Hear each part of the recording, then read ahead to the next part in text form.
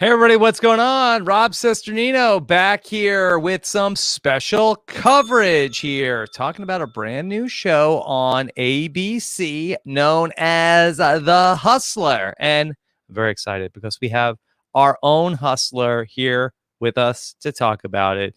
Here is the great chief correspondent of all things Big Brother, the great Taran Armstrong. Taran, how are you? Doing great. Happy to be talking about the hustler, not to be confused with the healer or the hero. Yes. Just very important you get that straight. We're not looking for the hero. Yes. Okay. We're not looking for the hero. We're looking for the opposite of the hero, the villain here Yes. on The Hustler. Of course, that lately Taran has been very busy covering Sequester season 4 every week on Rob Has a Podcast. Taran, how's all the Sequester going? It's fun, Brent's on the Yes. cast of season 4. Another hustler. Been interesting. The thing about Sequester is that every episode is going to give you something different, and there's been some big high points for sure. So it's been fun. Okay, so we're going to talk about this new show on ABC, The Hustler. We're going to talk about all 4 episodes, not necessarily a recap, but we really are going to try to see if we could decode the strategy of The Hustler here today. There will be spoilers about the first 4 episodes, so maybe you want to go ahead and watch a couple of them before you end up listening to the rest of this podcast. That'll work, or you could hear about the show and then jump in next week. This show airs Thursday nights on ABC. I hadn't seen it. I had heard about it, but Taran reached out and said, "Hey, want to talk about The Hustler?" And I said, "I would love to." I've watched all 4 of the episodes, and Taran, thank you so much. This was a great idea. Thanks. Yeah, first of all, Craig Ferguson, who I love, and I didn't know that about you. Yeah, he was the only late night host I ever really watched. Was Craig Ferguson when I was a kid. Yeah. He is very good. I never really watched a ton of the Craig Ferguson show, but I always liked him whenever I saw him on things, and I think he's very fun here as the host of the show. Yeah, I'm predisposed to liking Craig Ferguson. I have seen some, but isn't that his superpower, likability? I think so. That's why he was so good as a late night host, is that he's just so charismatic. And his whole thing was that at the start of every interview, he'd rip up the cards and throw them away. And then he'd just have a conversation with somebody, as opposed to the very stilted late night conversations you're used to. Mm-hmm. And, whether or not he actually didn't go by ordained questions is another thing. But he's very good at having those, he's a guy who can just have a conversation with anyone at any time. He's so good at it. And I think that's that can work here as the host of this game show, but I can see how some people might feel like he gets in the way sometimes. Mm-hmm. Yeah, I do think he is trying very hard here. We'll talk about everything. So, The Hustler has been airing on ABC. Brand new game show, pits 5 contestants against each other, or basically there is one person who is sort of, I wouldn't necessarily say that they are the mole, because that's what I initially thought coming into the show. The Hustler is working with the other people to get the questions correct. However, at the end of the game, it is down to the Hustler and 2 other players, and the 2 other players must correctly deduce who is the Hustler if they want to go home with the money. If the Hustler is able to avoid detection and not be the person the other 2 players vote for, the Hustler wins the money. Yes. So, it very much plays into, Among Us is a game that has been very popular lately. The social strategy elements of the shows that we talk about, it's all about trying to figure out who's lying. There's even a vote out component where the Hustler eliminates contestants.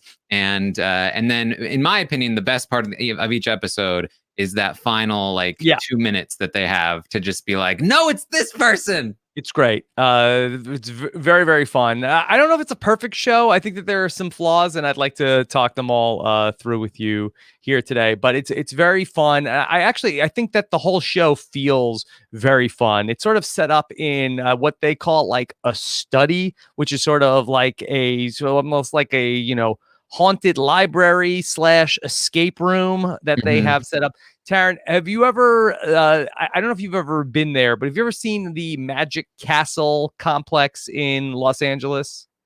I know of it. I don't know that I've seen Yeah, it yeah. though. It's basically it's like that sort of vibe is what it's at. And it's just the aesthetic of the show. I love everything that they're doing.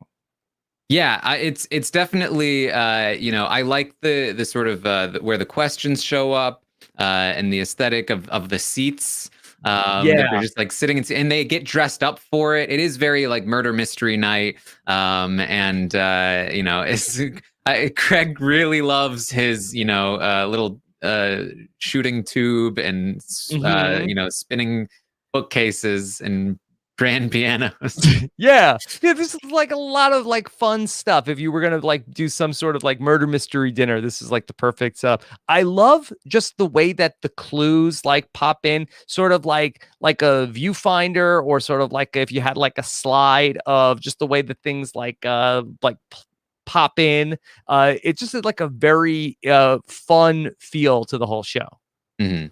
Yeah, it feels like there's a very strong vision for what it is, and they're not afraid to just like go for it. Yeah. Okay. So it's an interesting game because I don't necessarily know if it's one that we have like the book is out on yet on how to play. And I also don't know, Taran, if the people who are playing each game, I suspect everybody here in the first season has not seen the other games. So like we might be learning on the fly, but I don't get the sense that the players have seen any sort of the games. Maybe they played like a practice game, but I don't get the sense that they've seen any sort of like previous episodes. Yeah, I wouldn't imagine so because I think at best they would be like in the audience for previous ones, but it just doesn't really make sense that they would have. So yeah, everyone is playing it for the first time, which is kind of I think risky for them because what they don't want is for people to make the same mistakes over and over again. But so Yeah. far that doesn't seem to be happening. Taryn, do you know, was this adapted from like any other country's show? Like, is this a UK show or is this an American original? I think this is an original, as far as I know. Yeah. So okay, very fun. We start off with the five contestants, and in the beginning of the game, we are learning a little bit about each person. However, the hustler may have a fake background. Have you seen any sort of like interesting uses of people creating fake identities for themselves? Not necessarily. See, and this is where it would be helpful to know exactly what it's like to come into the game as a hustler because it's really only useful to include a fake background if you know what the facts about you are going to be, right? Hmm. So like I think it's best to obviously just tell the truth about who you are because then it's much harder to get caught in a lie. But if you don't know what the facts about you, so what this is before every question, a fact is revealed about the hustler, about their Yes. life. And so if you have no idea what those are going to be, then I guess you kind of just have to lie in case they reveal something about you. But So yeah, I don't know.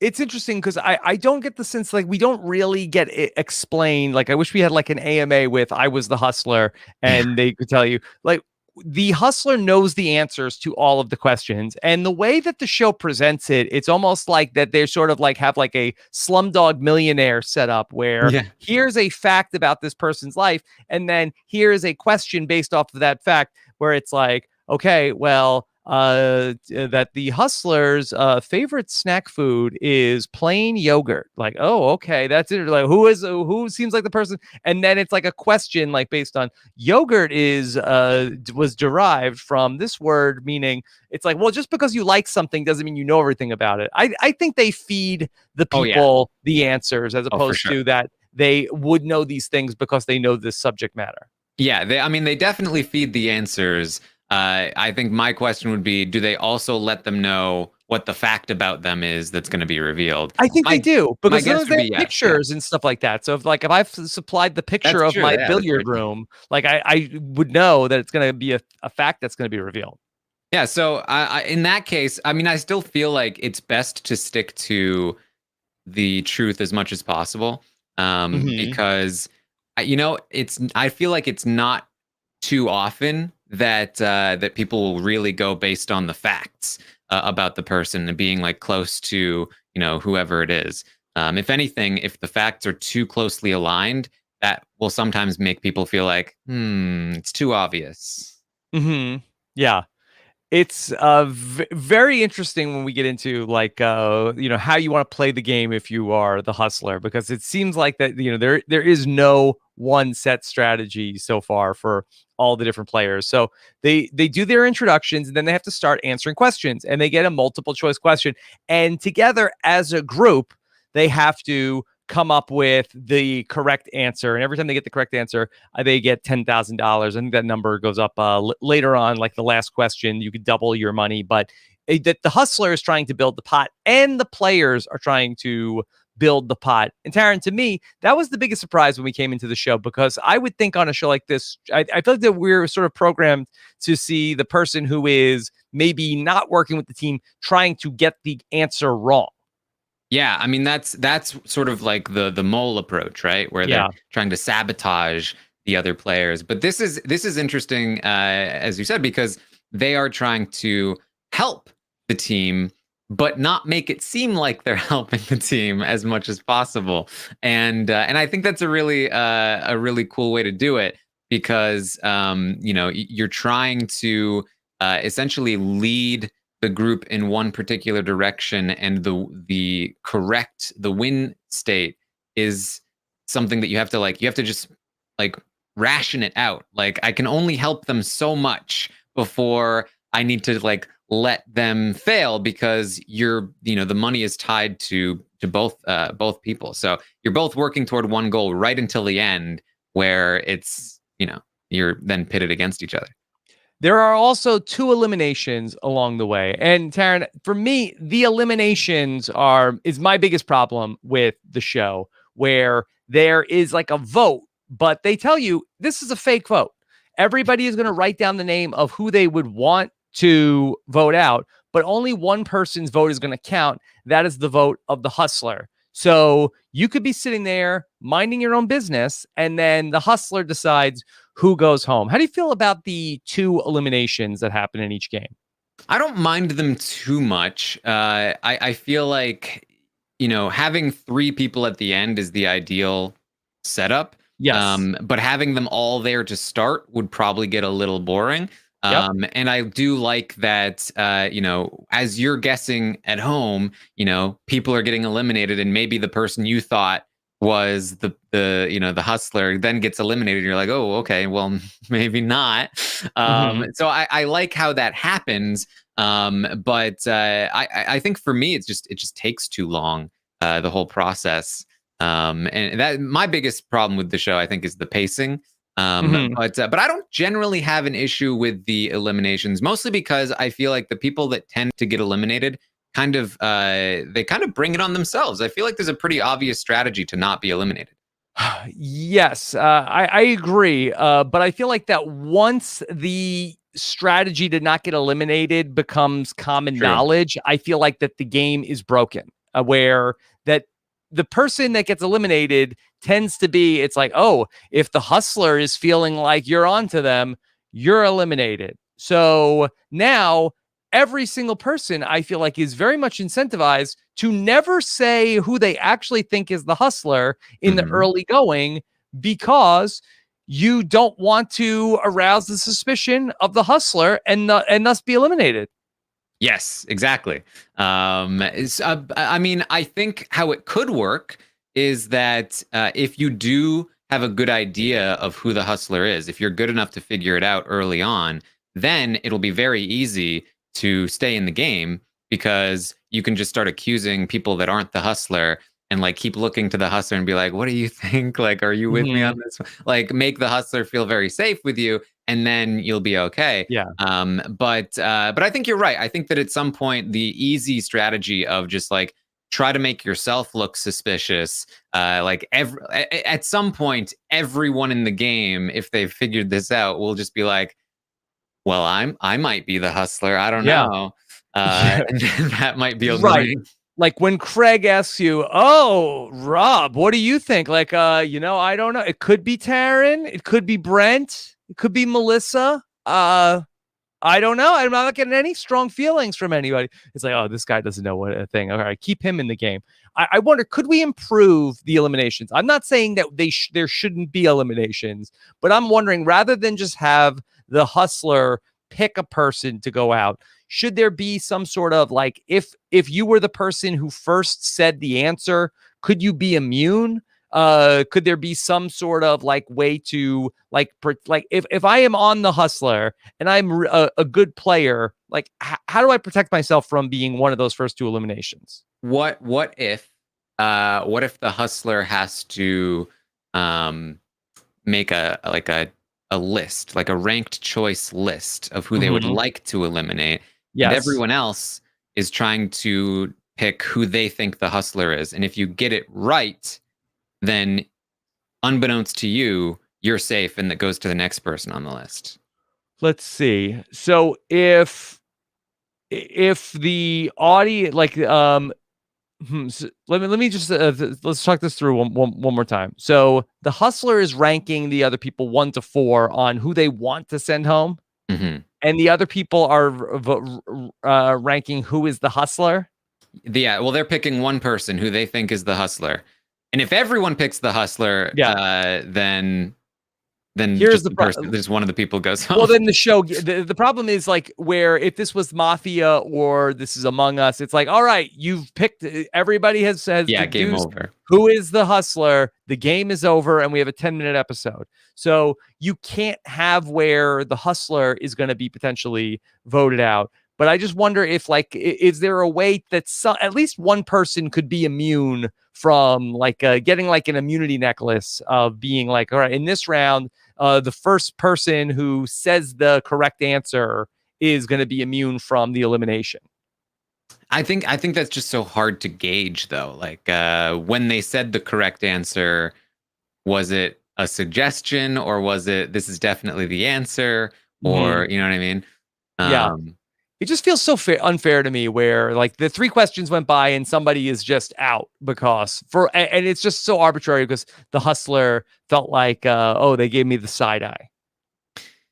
Yeah, I mean, I like I said, I feel like it's okay now, but I could see it getting frustrating. But I mean, you know, part of it too is luck, I think, to some degree. So, like I'm not too bugged by it. What if they move the elimination back a little bit? Like it feels like very quick, that first elimination. It is. It's 3 questions, then an elimination, then 3 questions, an elimination. And that first one does feel very fast. And you know, the person that I don't think I remember any of the first people eliminated in any of the episodes. Okay, let's talk about how to play this game if you are the hustler. Taran, have you sort of figured out like the right approach if you are the hustler and you know the answers to all these questions, but you don't want to necessarily get people thinking that you are that person? It's definitely tricky. I don't think there's one set strategy that you can go with for sure, because you have to be very reactive to how other people are doing things. But something that I've noticed that I think effective hustlers will do is, because this is something that regular players do as well, but eliminating wrong answers. Yes. Saying, oh, well, I know it's not this one for whatever reason, because that, you know, if everyone else is just guessing, then, you know, they have a 25% chance to get the answer right. If you eliminate 1 or even 2 answers, then you could theoretically double the chances of somebody else coming to the correct conclusion, and then they get the credit for getting the answer right, while you really, really helped it along. Yeah, the person that I really noticed starting to do this, I think it might have been the second episode, where the woman who and Tara and I were talking about this before the show, that unless you were writing down with a pen and a paper, very hard to get the names of all of the hustler contestants, that we might have to just go off of describing them. But the woman who was the Olympic long jump person who was the hustler in the second game, I started to notice she really was like, okay, I know it's not that. I know it's not that. I know it's not that. Really trying to steer, as opposed to just like, I feel really good about B. Exactly. Yeah. And so obviously, I mean, I think with any strategy, you can't do it too often. Mhm. You can't just keep repeating the same thing because then people will start to catch on. Yeah. But I think it's a pretty good way of doing things. You could also wait for somebody to get the answer wrong and then kind of disagree with them and be like, I don't know though, because I heard about this, about that answer, and again, I feel like most of the time people are going to remember the who came up with the correct answer much more so than who eliminated answers from the equation. Taran, playing along, how have you done in 4 episodes and figuring out who the hustler was? It's actually very interesting, and I think it really plays into the strategy that I would want to use if I played it. But I usually am able to narrow it down to two people. Can we go through the Pretty 4 episodes and get okay, and yeah, talk yeah. about the final three? Okay, let me see if I can. I have this on my. Let me bring this up on maybe my YouTube TV, and I can maybe just scroll to the end. But in in the first game, that we got down to 3 people, and the hustler was the Bearded beard guy, guy. There was a beard guy, beard guy, and then there was another guy, and there was a woman. right? And And yes. How were you feeling in that first episode? so the first episode, the woman was had the first. She was the first one to enact the strategy of let. I'm going to make myself suspicious in the first half, Mhm. so that I don't get eliminated. And I kind of caught on to that. I was very suspicious of the other guy for a long time in that episode, because he kept just saying things that like didn't have good logic. Which guy? The And hustler? the non-hustler. I was very suspicious of the non-hustler for a while, and leading up into the final bit, I was like, based on my read of the behavior, I feel like the non-hustler is the hustler. But I was like, based on the edit, I actually kind of feel like it might be Beard Guy. Yeah, And then Tim is the beard guy. Tim. Okay, yes. Or yeah. Okay. So I think um, the other guy's name starts with a T also. okay, that's very It's confusing. confusing. Yes. um, but basically, uh, what happened is in the deliberation, the final deliberation, I was Till, I like, think his name was? oh, it's Beard Guy. I was like, definitely it's Beard Guy, just based on like the way that he was reacting to being accused. He was like, it was just like it was night and day. I was like, oh, it's definitely Beard Guy. And then it was Beard Guy. And that's pretty consistent over the episodes, is that I'm usually wrong up until the final deliberation, and then it becomes obvious based on Yeah. that. What threw me off on that first episode was that they started showing like the Amazon purchases, and then the other guy Till was like a music composer, and that I thought that okay, I could see. I was trying to like figure out like somebody. They said the person was on the keto diet and lost like 55 pounds. I was trying to figure out like who could have potentially lost that much weight, and I was looking at Till. I didn't think it was Yeah, Tim.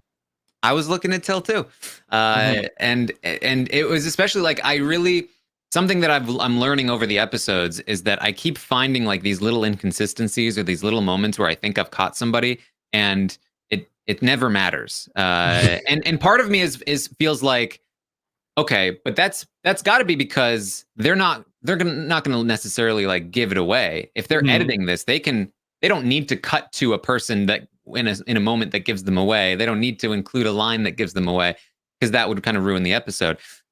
So I'm learning to not necessarily trust those instincts, and much more so focus on who's answering the questions correctly, and and then waiting until the final deliberation, and then they tend to reveal themselves there. So the second game is pretty interesting because I thought there were Yeah. two very strong candidates for the hustler in the second episode. There was Erica, who did turn out to be the hustler. Hmm. There was Rachel, and there was the woman with the white hair.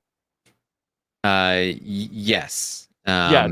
The woman with the white hair is the person I thought was the hustler going into this is the one that tricked me the longest, Hmm. because white hair lady, I'm pretty sure I thought it was her. I was like, it's got to be her. And then what happens in the deliberation is that she takes charge very quickly, and and I was like, that's such a hustler move. Uh, Yeah. and she asks Erica, who is the hustler, tell me why it's not you. Because initially they both thought it was her, I believe. Yes, Tiffany, Um, Tiffany, I guess. Tiffany, yeah, right. So Erica then has, This was wild. and this is a great strategy. Great strategy, because what happened was the very first fact in the episode was that this person is a former Olympic athlete, uh, long jumper, whatever it is. And at that point, she could have pulled out her ankle and been like, not me. See, I've got an injury. But instead of doing that, she waited until the very, very end after the initial suspicions to be like, well, here's the thing. And she pulls her leg up and she's got a huge scar on her, foot. She's like, I clearly can't be an Olympic athlete because this happened when I was 17 and, so on and so forth. And it's just enough, and there's not enough time to rebound from it, that they were like, they immediately looked at each other and they were like, uh-oh, it must be the other person. That was wild. It really was, because the interesting thing about that whole episode was that you went back and forth. Is it Erica or was it Tiffany? Because at no point did anybody think it could be Rachel. Like, how could it be? How could it be Rachel? There was like, she was like not sus at all. And that's what happened with me, is that so Tiffany and Rachel start suspecting each other, and they start campaigning to Erica. It's got to be the other one, then. It's got to be the other one. And Erica is like, oh, I don't know. And the longer she kept saying, I don't know, I was like, wait a minute.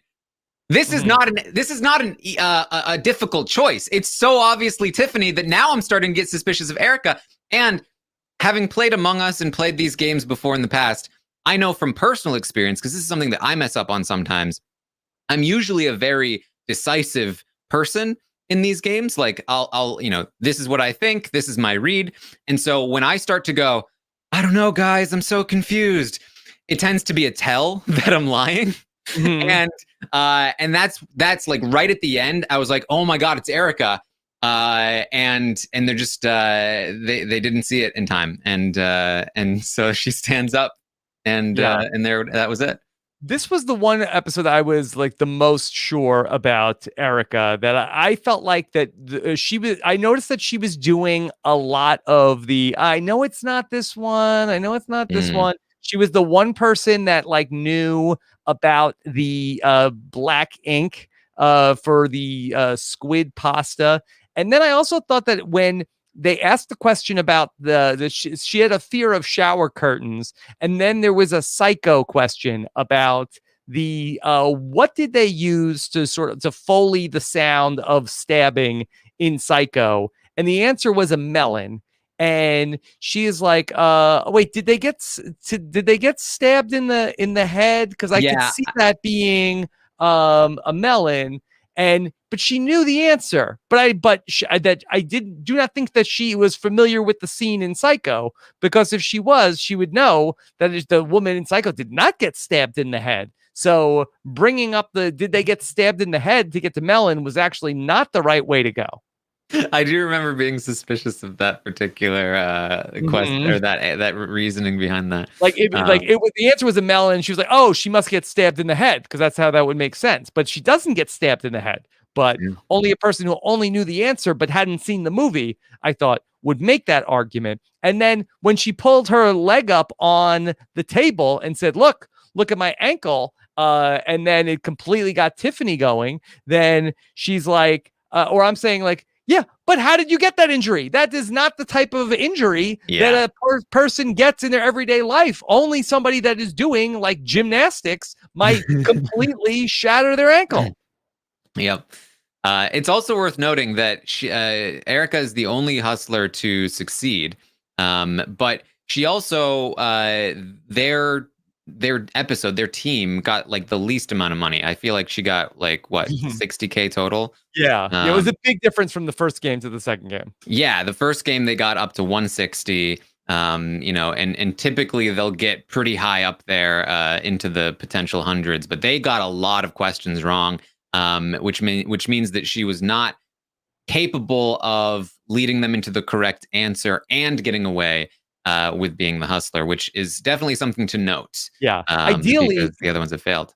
You want to be the hustler on a panel with really smart people. If you are the Yes. hustler and you are on a panel of dum-dums, you really it's weird. It's almost like you would think like, oh, put me on with the dumbest people possible because I will clean up.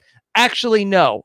They will get all the answers wrong and you will be exposed. You want to be with a bunch of people that are like, can't wait to buzz in. And that would be one of my main strategic pieces of advice for the hustler is eliminate the people who are getting the questions wrong. Yes. You want people that are getting the questions right as much as possible because they're going to help you not only make more money, but also stay more hidden.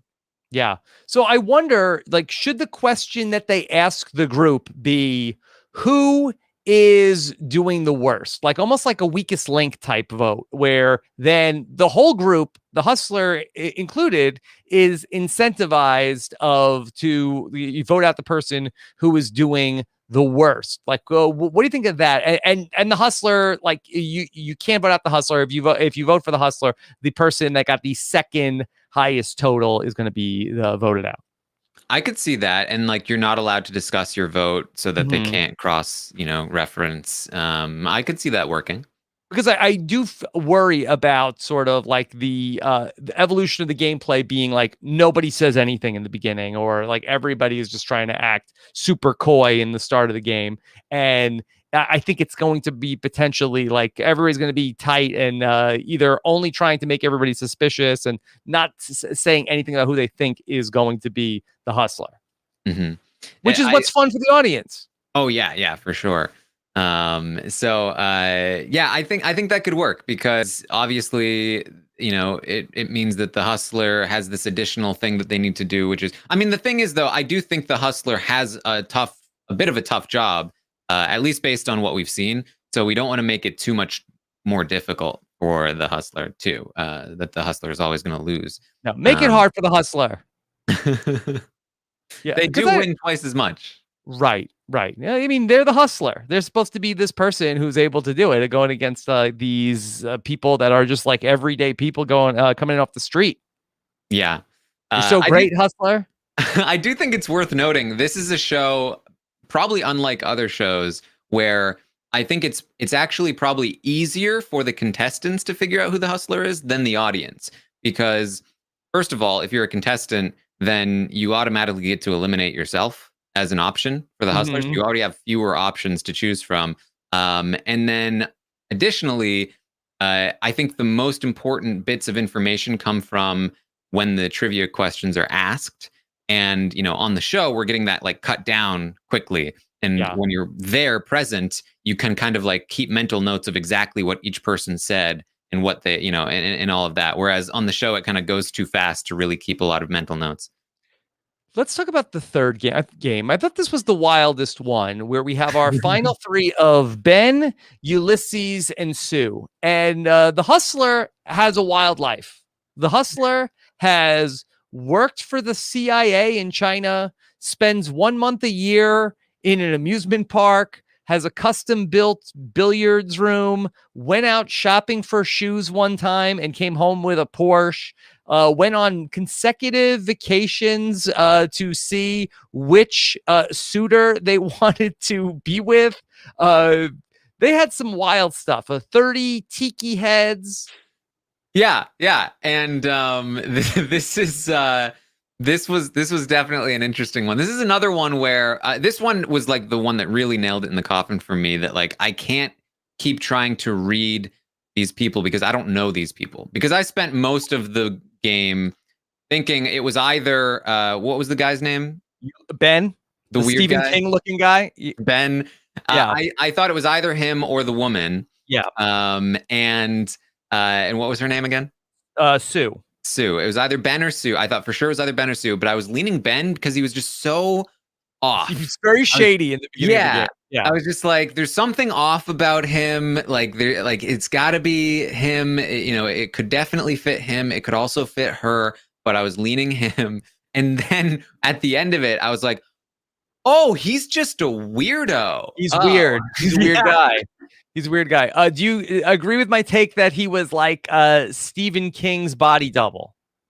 A little bit. Yeah, a little bit. Yeah.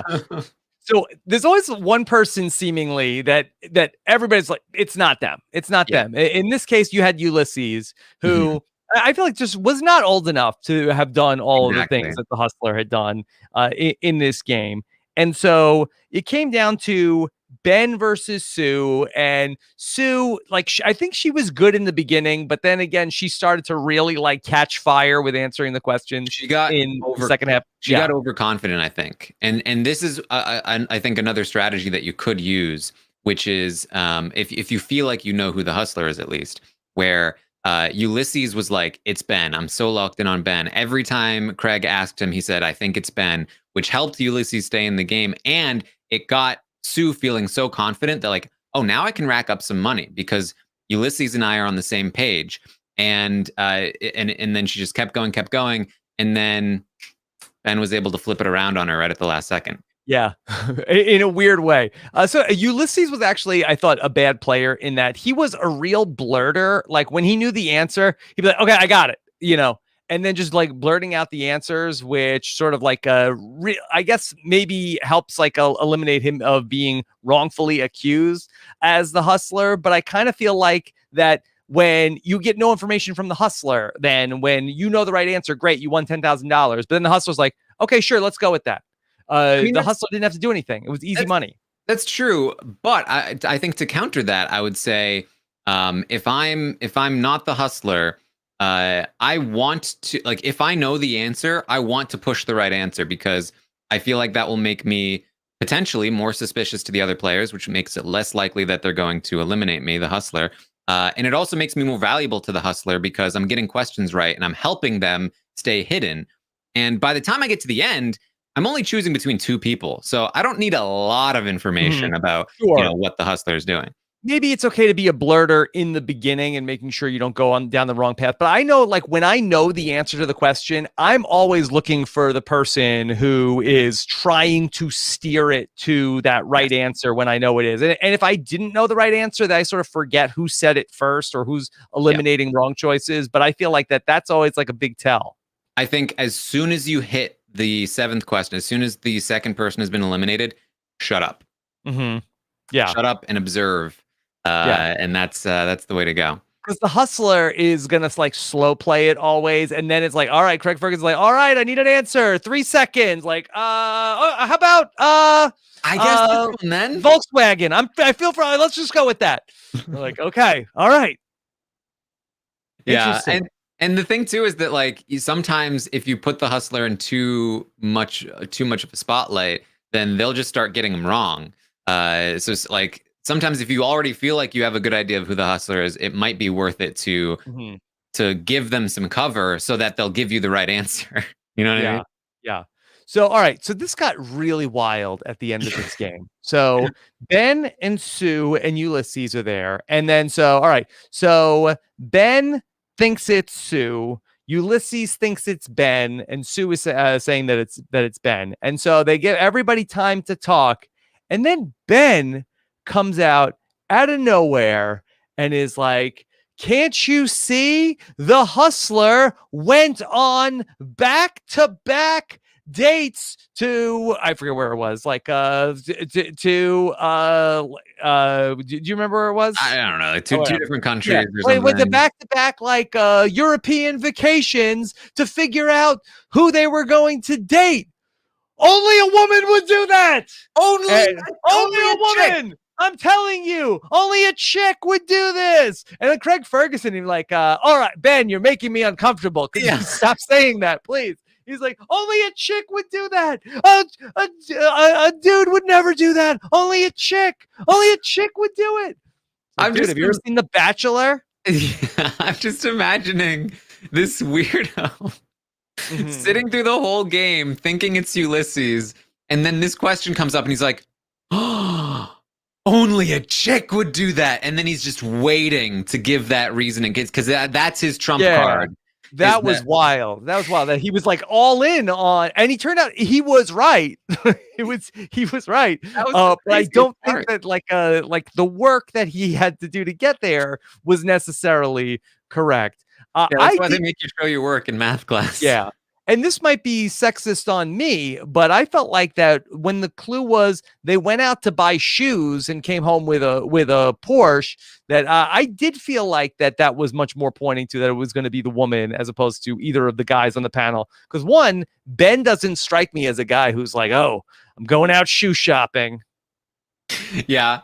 Yeah, I mean that's very true. I mean, knowing what we know now about him, at least. But like at the time, I thought this guy could be lying about who he is, right? Mhm. He could be, Yeah. But it some, didn't strike Tiger me as King like a weirdo. fashion plate that was going out to go buy shoes and came home with a Porsche. I mean, if I know that like my facts are gonna be all about like how rich I am and like all of Mhm. the shoes I'm buying, then I'm probably gonna dress down Mhm. for the show, right? Yeah. Maybe, perhaps. So like I felt like that was pointing to her. She seemed like she was an interesting lady, Sue. Oh yeah, yeah. And you could tell like this was another one where you could fully tell that she was guilty because like she'd literally be smiling, but it's not me.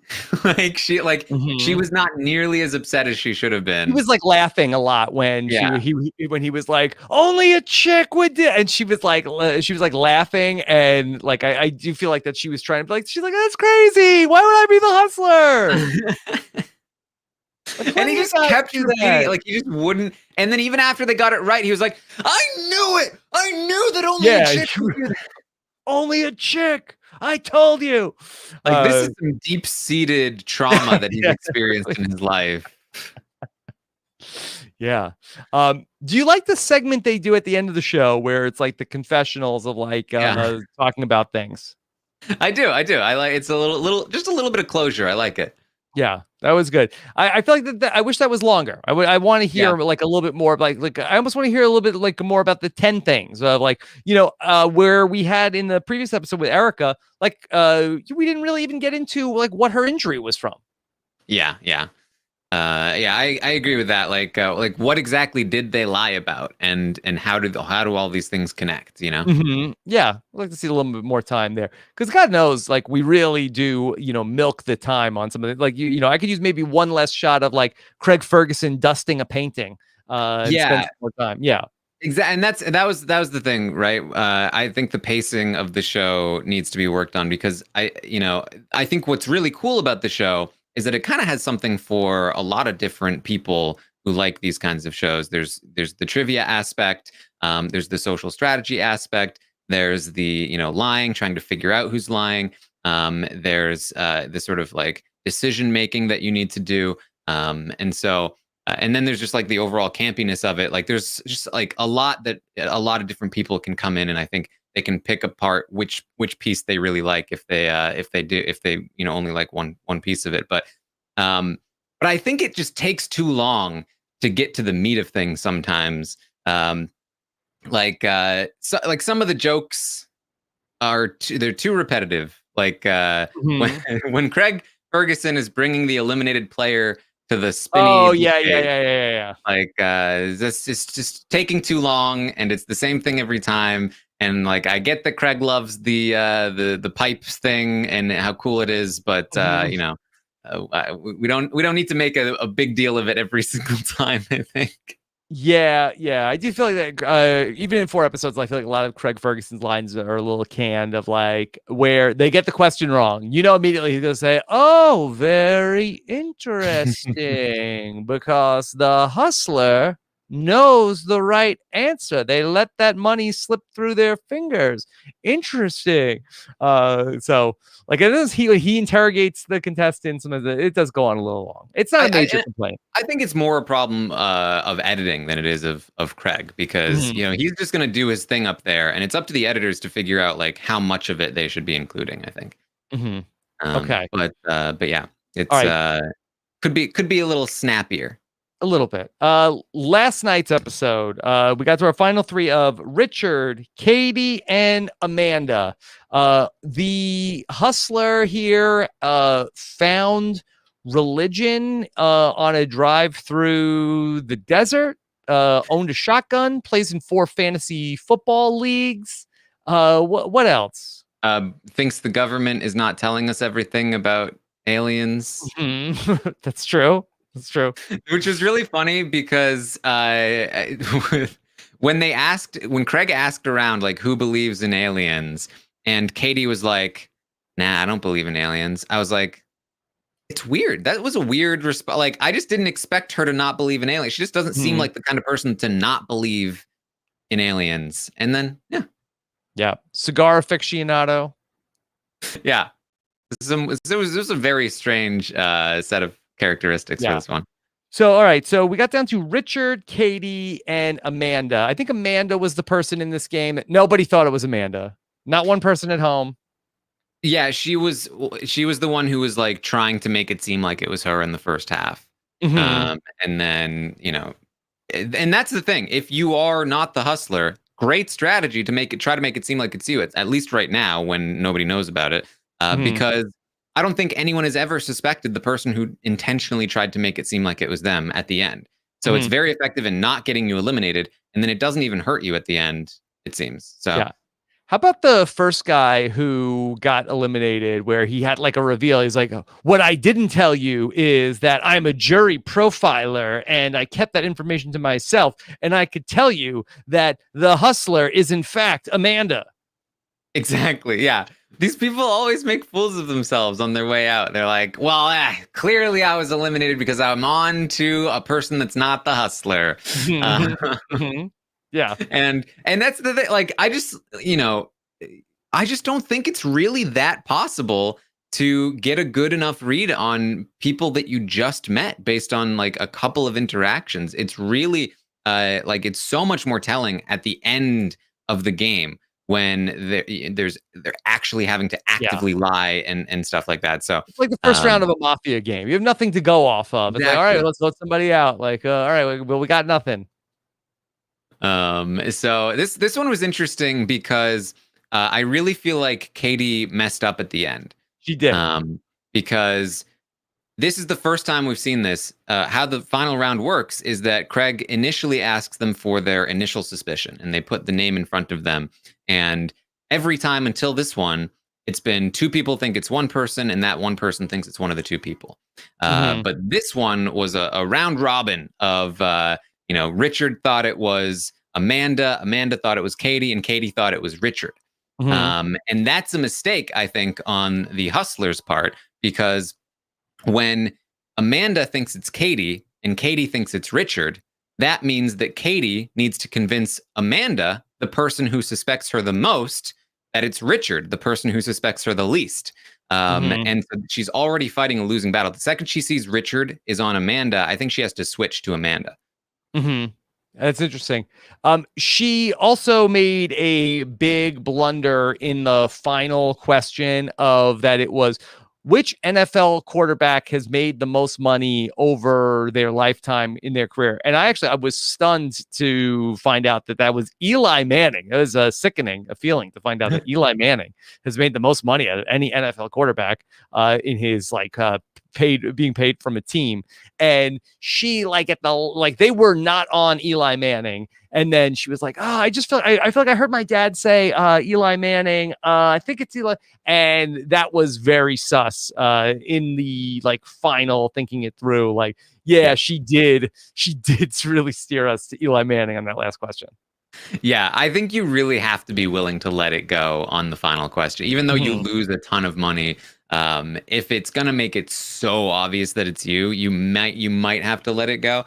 But I still think that she could have had a chance to get back from there.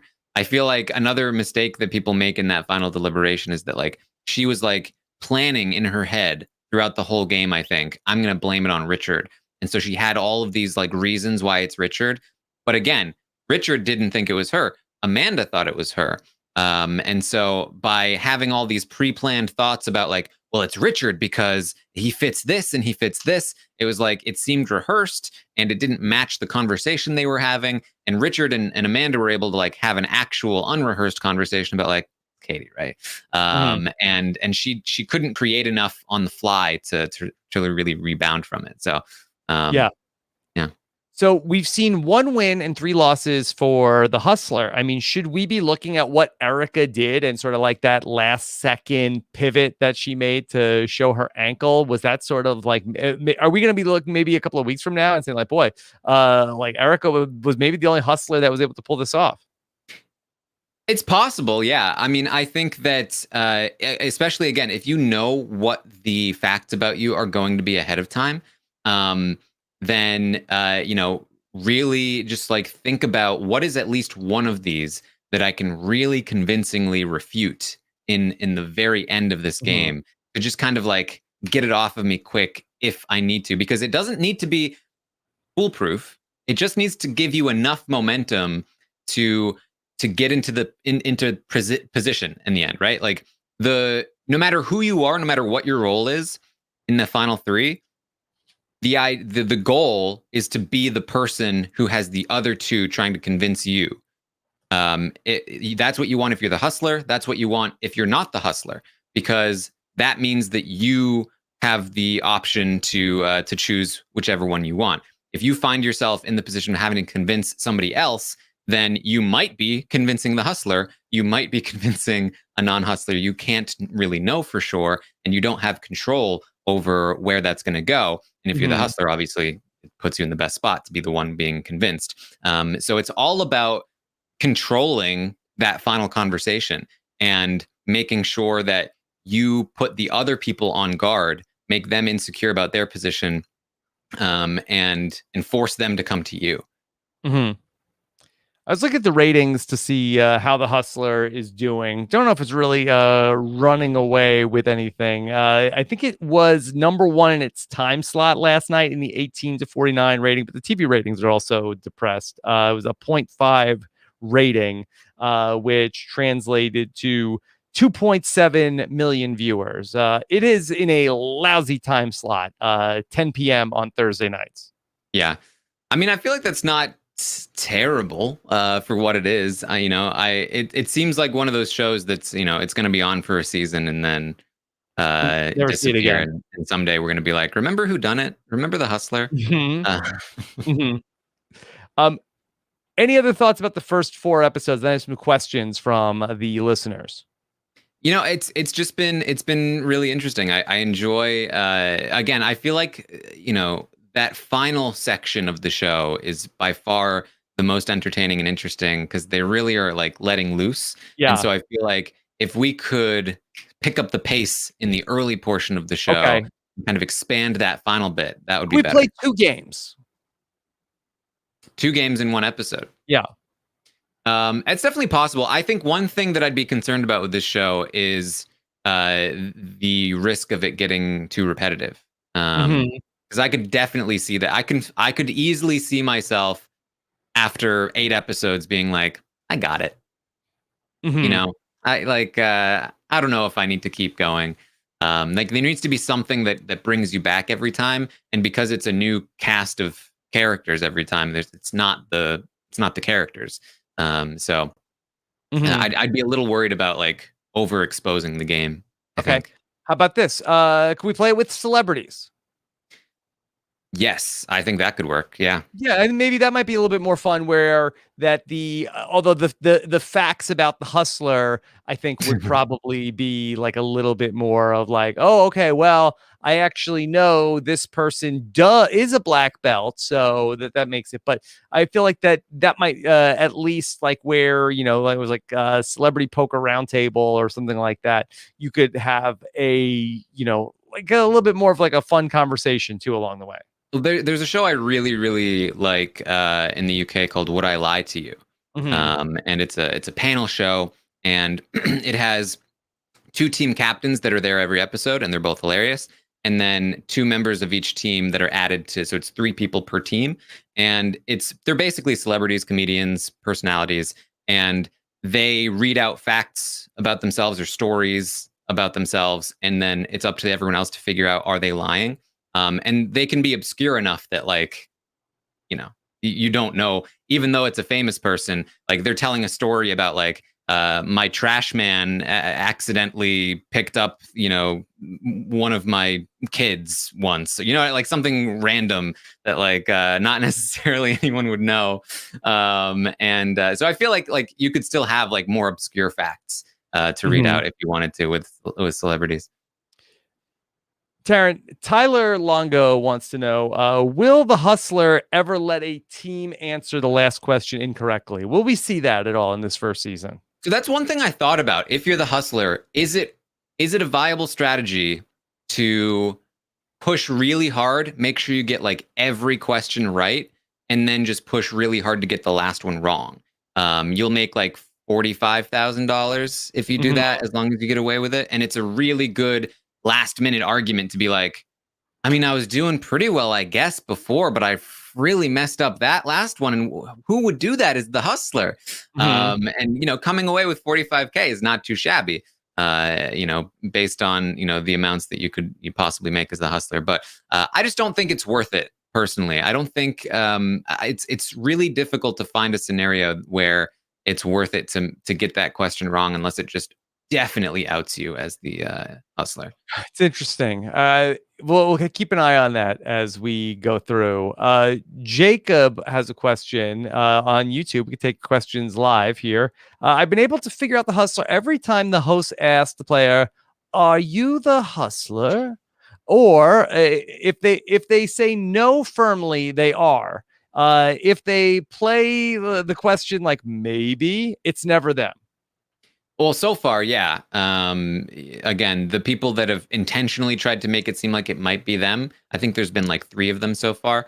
It's a pretty effective strategy so far of getting deep in the game, and then people don't tend to suspect them later on. But I think the difficulty with that line of reasoning applied to everyone is that most people say no. So how do you figure out which of the people that said no is the one? And Mhm. also, it opens the door for the Hustler to say maybe, and Mhm. then trick people who think that they've got something. Taryn, one of my pet peeves is when there is like an obvious like Jordan Kalish joke answer for D, and then somebody is like, "Are we sure it's not?" Blah blah blah. Like we have 40 seconds here. Yeah. You're not Um, funny. yeah, and that's something too. The time limit. Like, I wish I could see how much time they had to answer the question. Sometimes I feel like they probably don't have it in there because they edit it and they don't want the Mhm. choppy timer. But I think it would be more interesting to see the clock counting down. It's a very soft timer because that they could get to like Craig Ferguson's like, all right, time is up. And then they could go on for another what do you think? Do you think should we go with that? Should we go with that? Like they Yeah. really like are able to still like stretch it out a little bit longer. Hmm. Okay. Randy Newple, the Noop, whose opinion I value immensely, said, as I have tweeted multiple times, the worst part of this show is Craig Ferguson. Other than that, I enjoy it. Terrible opinion. Terrible opinion from the Noop. Doesn't want he would draft him last in the late night TV draft competition. Nah, that's not it. He says, I don't connect with his shtick. It seems goofy, and some of his comedic choices seem off tone from the show. I do think that, like, when they just like cut to him, like playing with like the little odds and ends, like I don't care for that. Yeah. Yeah, and but I mean, again, I feel like that is personally, I feel like that's more on the edit than it is on Craigie Yeah. Ferg. Do you, is that He's his just gonna nickname? be him, you Yeah. know? Do you think that those were just sort of like cutaway shots? He's not actually doing those things, like as like they just have like 2 hours of B-roll of him like drinking out of the snake cup, rolling around on the floor, dusting the painting. I mean, that's just his thing. Like he, he's used to being the only person on the screen, right? And he's used to just having to be entertaining all the time. And so he's just trying to be entertaining. And the editors need to know when to show some restraint. Mhm. Could we do anything better with the eliminating the contestants? Because he makes Yes. it like they're gonna go be executed or something like that. He's like, okay, just stand by this book. This isn't gonna hurt. Like, and then like the bookcase opens and they just walk out. Yeah.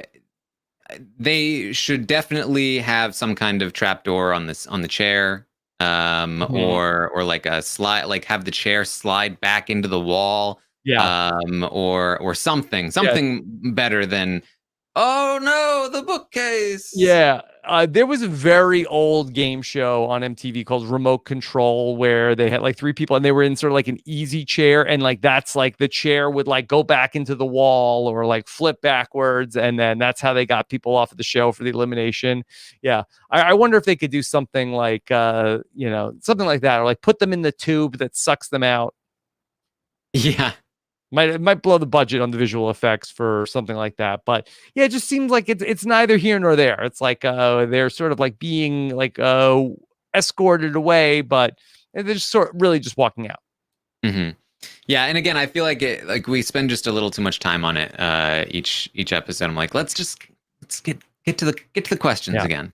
Corey B also says Craig Ferguson is the worst. Probably a hot take. I can't stand him. I probably won't even watch this knowing that he hosts. Ouch. Yeah. Nick Fishman says, how good would Giles the Butler be as the host of this show? I do think that would be like a better fit in terms of like what is required for the show.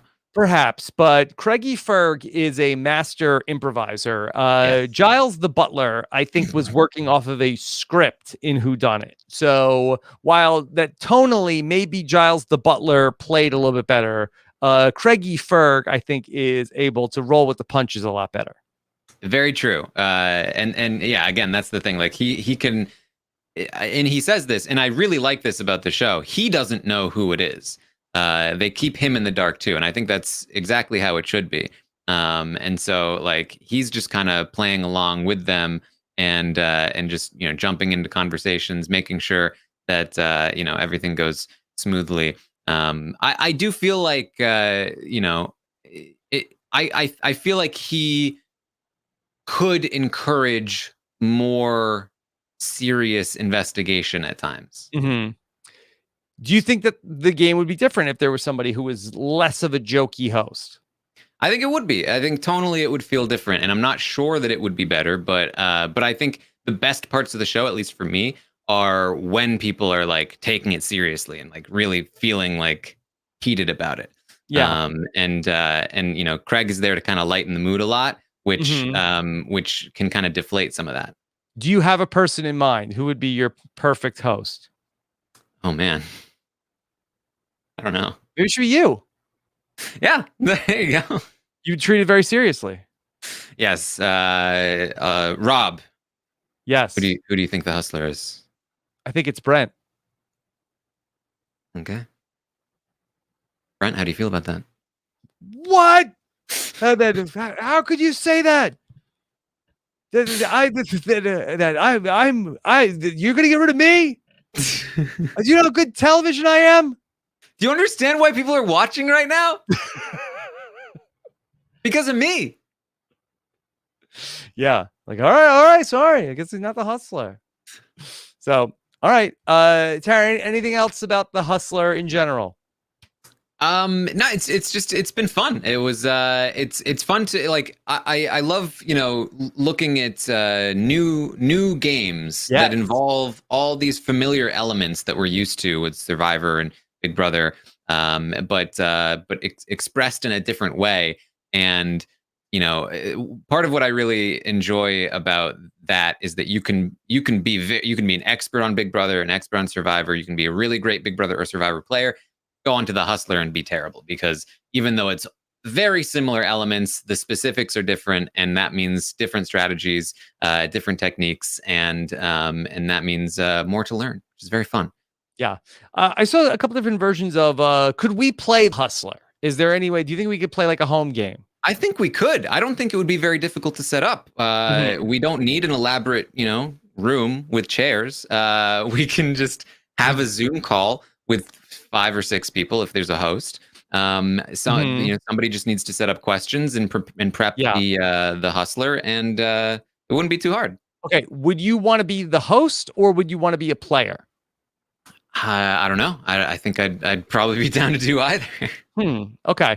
All right. So if we could get you committed here today, like if we have a aspiring hustler question writer that wants to work with me on this, okay. So what if I'll be Craig Ferguson. Okay. Then what if we had like that could we do it with the LFC? We certainly could. Okay. All right. We'll figure. Let's see. Let's see if people want this idea. It'd be fun. Yeah. Okay. All right.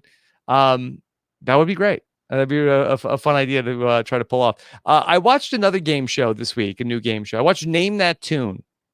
Okay. I loved it. Is it you hear a song and you need to name it? Yeah. So, I mean, Name That Tune is an old game show, but they brought it back, and it's hosted by Jane Krakowski of 30 Rock fame, one of Melissa Denny's favorites. And she's the host. Randy Jackson of American Idol fame, that he is like the band leader. And it's like as opposed to this, it moves very quick through the hour. It's like they blow through 2 games of Name That Tune very quick. And they just like that. Round 1 is the band plays a song, you buzz in and then say what the name of the song is. And it's fun. It's like, then, the band is like, it's a live band. It's not like that they're just playing like a track. It's, a lot of energy. Then round 2, bid a note, is they give you a clue and then they go back and forth. I can name that tune in 8 notes. Like, I can name it in 7. I can name that tune in 6. Oh, okay. Name that tune. And then Randy Jackson's at the piano and he plays like the first like 6 notes of the song. And then if you know it, you know it. Do you need to know the name of the song? You need to know the name of the song. You don't need to know the artist. You need to know the name of the song. What if you could sing the song, but you have no idea what it's called? That's not good. That's not good. I'd be terrible at this game. Yes. Actually, the guy and it's actually like no fun. Like there was one guy, he was so good, and he was like, I can name that in 1 note. I can name it 1 note. And it's like no fun to like, you want to like be able to play along a little bit more. But that this guy got to the bonus round and he said the song's title was "Beautiful" by James Blunt, and it's "You're Beautiful." And like he would have won the whole show. I knew that one. Yeah. Well, it's a lot of fun. And Jane Krakowski also allegedly, there's a story that she dates the My Pillow guy, but now she says she came out and says she doesn't date the My Pillow guy. I don't know where that comes from. If the My Pillow guy is also Pillow is it, Rob? I don't know. Not Jane Krakowski, but yeah, it was. It's a really fun show. I love Name That Tune. Well, there you go. And it's in DVR. Check it out. Yeah, so many. I mean, most of TV is game shows right now. Well, I can imagine. That they need easy stuff to. You know what? I'm very surprised that there's like a studio audience for this show. Is there a studio audience? There was a studio audience for Name That Tune, which I was like, what? How are they doing this? And again, I don't know if this is a reliable source or not, but Ryan from Big Brother Canada 6 told me on Twitter that they filmed Name That Tune in Australia, but they weren't Australian people on the show. But that I definitely heard like there was crowd noise, but I wasn't sure if it was maybe the sort of like canned laugh track. Yeah, I mean, it might just be a laugh track, but even still, it's one part of the show that I think removing the laugh track actually more so than changing the tone of Craig Ferguson would, I think, help the show in terms of like the tone. It's an interesting note of I like Craigie Ferg. That is the show because it's like, hey, it's Craig Ferguson, fun late night host. Like, are they trying to inject more sort of like camp and humor into the show, where maybe it should be a little bit more serious? I mean, I think camp is good. I think that like it should be campy. But like when Whodunit was campy, it was because it was taking itself seriously in a way that it knew it was goofy, but it wasn't, it was self-aware, but it wasn't like trying to be like ironic about it, right? Like it was very like wink to the camera, but we're taking this seriously. And I feel like that same tone could definitely be used here. And you know what? it feels like there's an audience based on like how the Yeah. contestants act. They kind of there's like they don't feel all the way comfortable most of the time to me. It feels Mhm. like they are feeling like they're putting on a little bit of a performance sometimes. So it kind of feels like there's an audience there.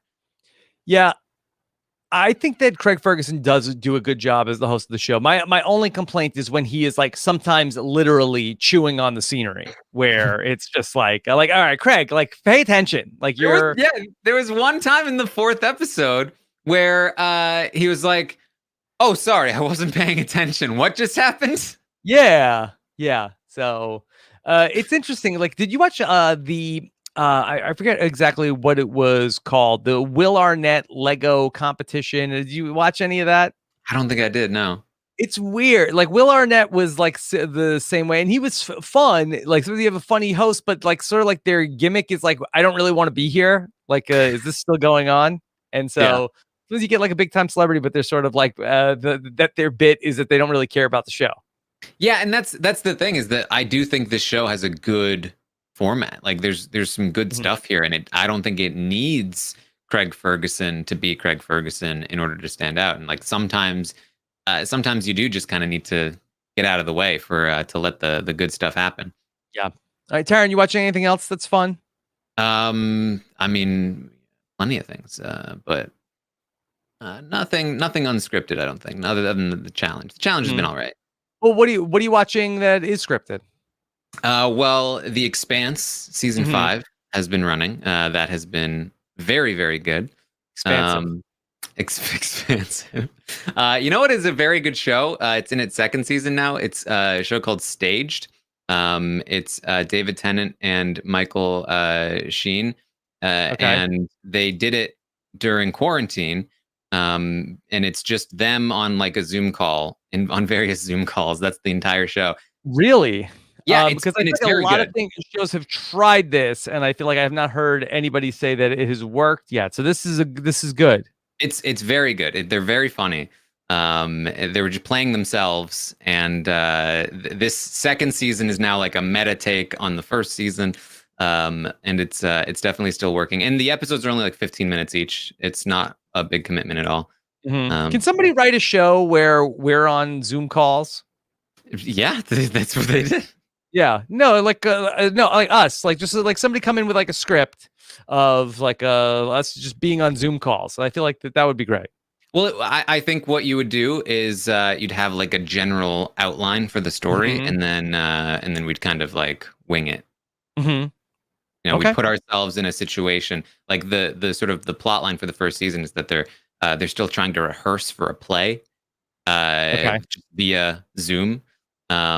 We don't get a lot of the rehearsal, but like that's the sort of staged part of it. Like that's the Yes. story, and then the rest of it is just them just kind of like goofing off and not goofing off, but like having conversations and um, you know getting into arguments. Okay. And this is on Hulu. Um, Probably. Yeah. Okay. Right. Anything else? I just started WandaVision. Yeah, It's how's that? Can I interesting. jump into WandaVision if I'm not a big MCU person? Would I get it?